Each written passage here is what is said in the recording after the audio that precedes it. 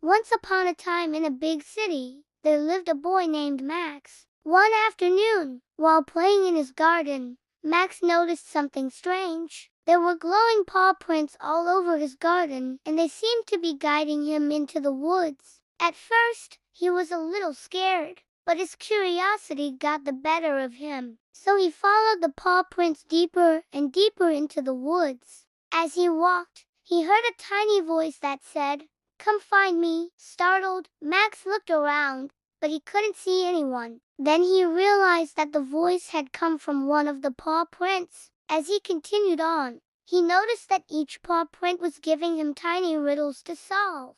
Just then, another voice called out, "Hey, Max, what are you doing here?" It was his friend Zoe. "I'm following these mysterious paw prints," Max replied. Zoe was skeptical, but she loved a good mystery, so she decided to follow along. Soon, her brother Sam joined them, and the three friends continued deeper into the woods. The paw prints led them on a merry chase, going up hills and down valleys. They solved more riddles, and each time they did, the paw print would glow a little brighter before fading away. Finally, after the last paw print, they came to a clearing, and in the middle of the clearing stood a huge oak tree. "What do you think is behind that tree?" Zoe whispered. Max and Sam were too scared to answer. No one had ever been brave enough to go behind the whispering oak, as the tree was known to be haunted by a grumpy spirit that scared off anyone who dared to approach it. But the three friends were determined to solve this mystery,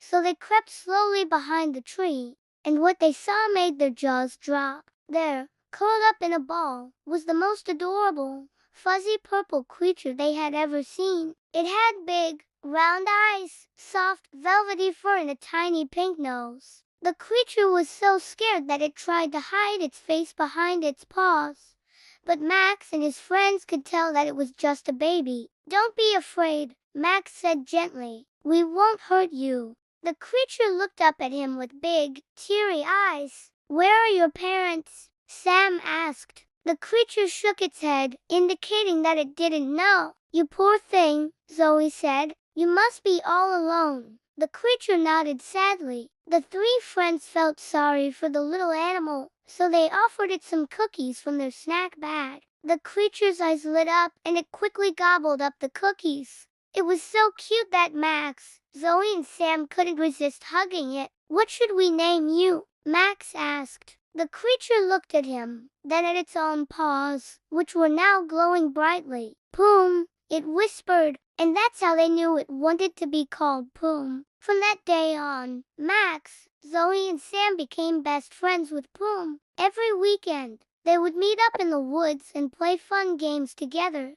They would have picnics, go on adventures, and share secrets. Poom loved playing hide and seek, and the kids would take turns trying to find him. Sometimes they would go to the park where Poom would chase the ducks and splash in the fountains. Other times, they would go to the beach where Poom would build sandcastles and search for seashells. Poom never went home because he didn't have one, but the kids made sure that he always had a place to stay. Whenever they had a sleepover, Poom would curl up in a basket in the corner of the room and feel right at home. The three friends were just grateful that they had found Poom and brought him into their lives. He taught them that even though we may be different, we can still be friends, and that sometimes the most unlikely friendships can be the strongest of all.